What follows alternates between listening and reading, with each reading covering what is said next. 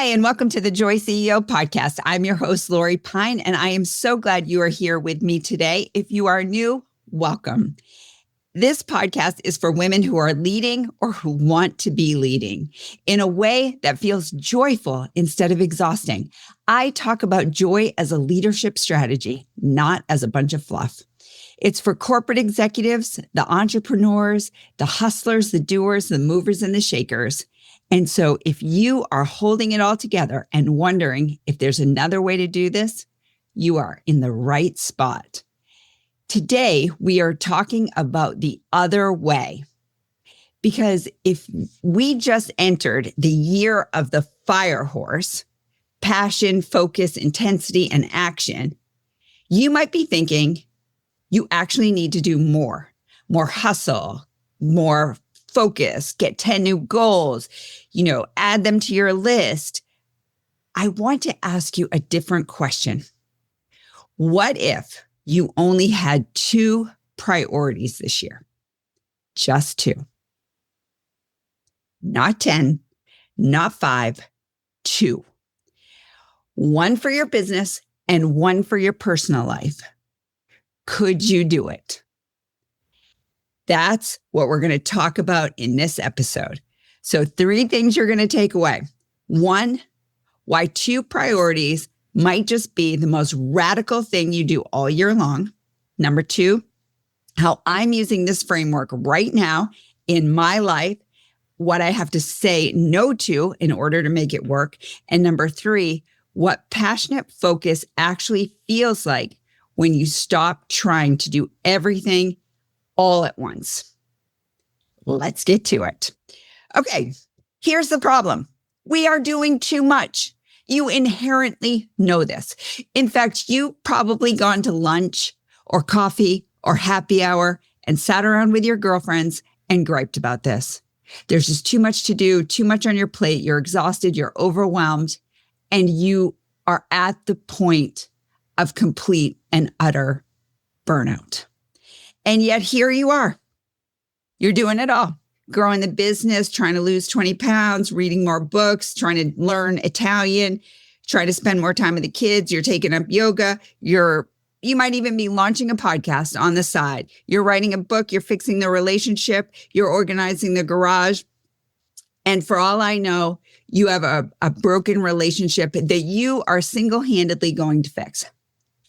That's what happens. And by March, you're going to be exhausted, flat out, cranky, and irritated with everybody.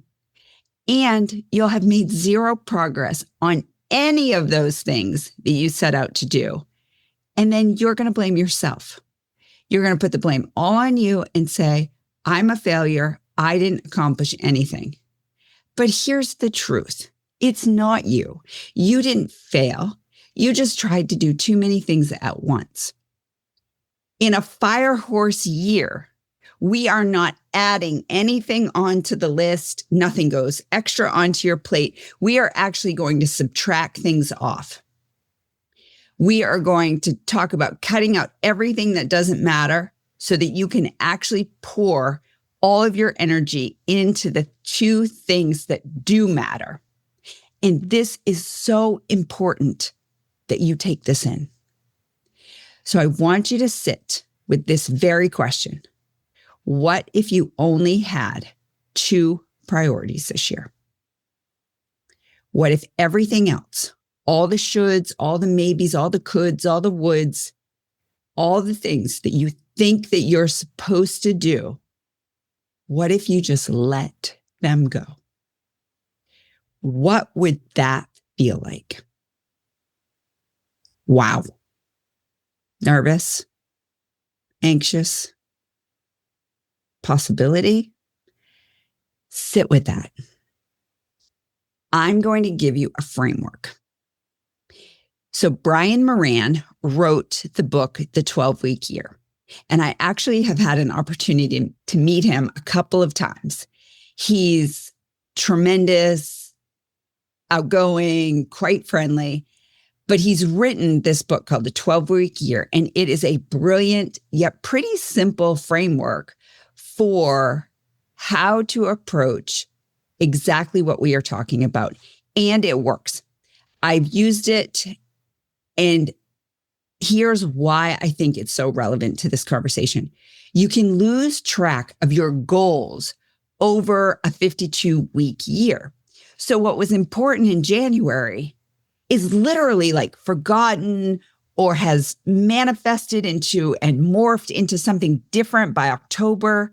And you're like, wait, what was I working on? Why was that even important? And so when you break it down into smaller chunks of time, it actually has a chance to gain momentum because you're much more focused and the clarity is present. So instead of setting goals for the entire year, we break them down into a 12-week sprint. So 12 weeks is actually long enough to make progress, but short enough that you can actually stay focused and energized. Remember, energy is so important. And you can't really drift for 12 weeks the way you can drift for 12 months.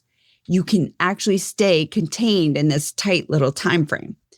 So for the next 12 weeks, what if you picked 2 priorities, one for your business life and one for your personal life, and you go all in on them? That's it. That's the whole framework. And by the end of the 12 weeks, you reassess. Did it work? Did it not work? Did you keep the same 2? Would you keep the same 2 going forward? Maybe you pick new ones, but you're always just going to go with these 2 in this fire horse energy.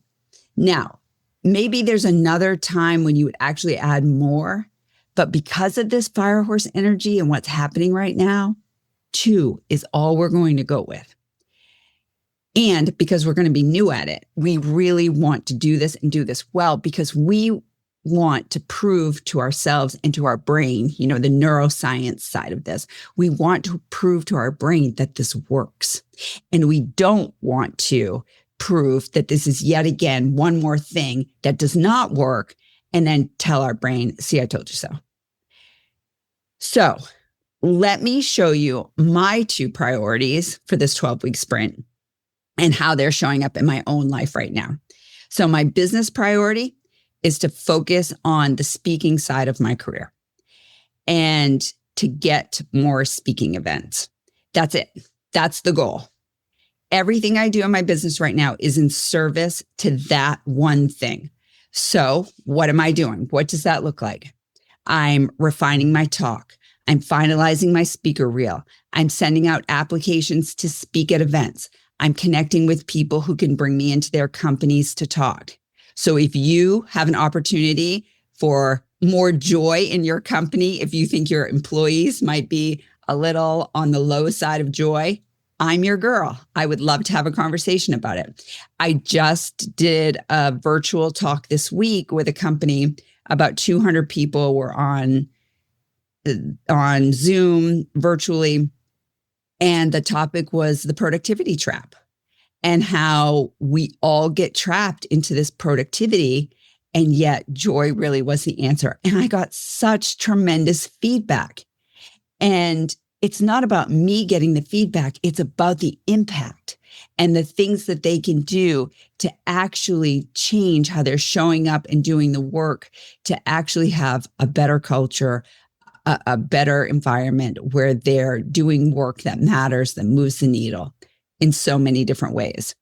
So in order to stay true to my goal that moves me to more speaking events, that gets my message out to more people, that shows that joy as a leadership strategy is possible, there are things that I have to say no to.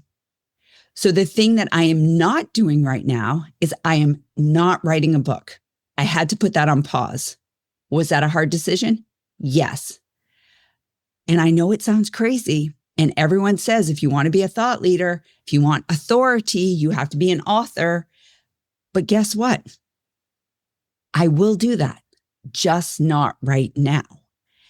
If I tried to do the book and the speaking, I would fail because I would do them both poorly. And then I would think that I'm the problem. And I can't afford that. My mental well-being can't afford that. So I had to pick one. Speaking it is, and I am full steam ahead with speaking. My personal priority is to move my body more. I have been, how shall we say it? I have been really lacking in this. I've been sitting at this desk for so many hours, pouring into this business, trying to build it, launch it. And they say sitting is the new smoking. And that scares me. Like, I need to get these little legs of mine moving. I want to feel strong. I want to have energy. And I want to, work on some of these cortisol levels that I'm reading about. So here's what I say no to: less couch time, less movies and Netflix, less of that passive relaxation that feels so good after a really long day with clients and decision making and all of the things that go on from 8 a.m. to 6 p.m. But that leaves me feeling worse later. And so I really am trying to say no to some of those things that would just feel like a warm, cozy blanket with Netflix. And I'm choosing movement instead. I have an accountability partner. Shout out to Jane. We're going to some classes together. And here's what's wild: it's actually working, because I'm not trying to do 10 things. I'm doing 2, and I'm actually making progress. And so I am actually doing the same thing that I'm asking you to do. So how to choose your 2 priorities. So if you're sitting with this question, what if I only had 2 priorities this year? Here's how to figure out what they are. For business, what's the one thing that if you actually did it would really change the entire trajectory of what's going on right now? And now, this doesn't need to be the thing that would sound impressive or the thing that everybody else in your department or everybody else in your industry is doing, but the one thing that would actually move the needle for you. For me, that's speaking. I love it. I love speaking. I love getting up in front of people. I feel like I have a message to share, and I want to share it. Now, because speaking gets me in front of the right people, it helps to build my authority. It helps to build my business, and it leads to clients. And that's really the lever that helps me. Now, for personal, what's the one thing that would make you feel more like yourself, or maybe even like a version of yourself that you're craving, that you're missing, that you know is possible, but you're not even sure how to access? Again, not a thing you should do, because we're not shoulding on ourselves. We're just really trying to access that which makes us feel good about ourselves. Again, for me, that's movement. I know when I move my body, I feel better. I was an athlete all the way through college. I want to be strong. I want to sleep better. And as I age, I know that lower body strength, upper body strength will make all the difference as I age. So for you, what are your 2? One business, one personal, and then you protect them. Really protect them, and not let other people's needs come before your own. And then let's talk about what passionate focus actually feels like. That sort of passionate, focused energy. So we all know what hustle is. We have been hustling for years, decades, and that hustle feels frantic. It feels like you're running in 10 different directions all at once, and nothing is working. People aren't listening. Nobody's doing what you say. You're not even sure that you've communicated the right vision. But passionate focus feels really clear. It's as though things have become crystallized, and it feels like you know exactly where you're going. and you're moving toward that direction with intention. Underscore intention. Hustle's going to drain you, but this passionate focus is really going to energize you. So because when you're only doing two things, you have this bandwidth to actually do them well. You're not scattered. You're not frantic. You're not exhausted. You're really just showing up in this most authentic, wholesome version of yourself. And you're really clear about what you're saying no to and what you're saying yes to. Maybe even hell yes to. So that is the fire horse energy.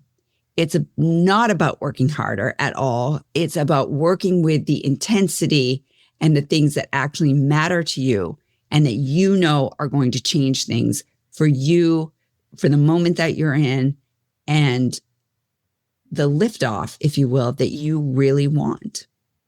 And so if you're feeling burnt out right now, it's not because you're not doing enough. In fact, it's likely because you're doing way, way, way too much. And so what can you cut down and eliminate? And what if you could only pick two things and went all in for this 12-week year challenge?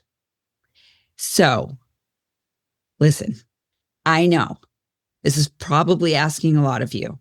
You're ambitious. You take pride in all the things that you do.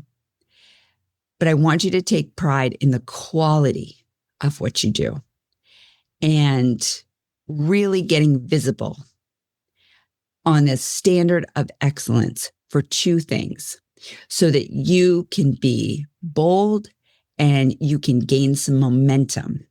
Remember, esteemable acts build esteem. And so the more you pour into these two things and the more you see success in these two things, the more you're going to feel good about you, where you're going, how you're getting there, and exactly who it is that you are becoming. Not someday, right now, and over the next 12 weeks. So, two things. What are you going to let go of? What are you going to say no to? And make space for just these two things.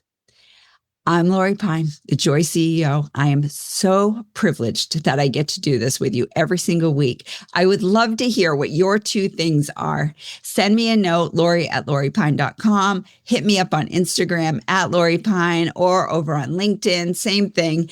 And just share with me what's going on for you. I love it when I get your messages. They just light up my day. Thanks so much for listening. Don't forget to give a 5-star rating and share this with your bestie. We never want to leave our besties behind. See you next week.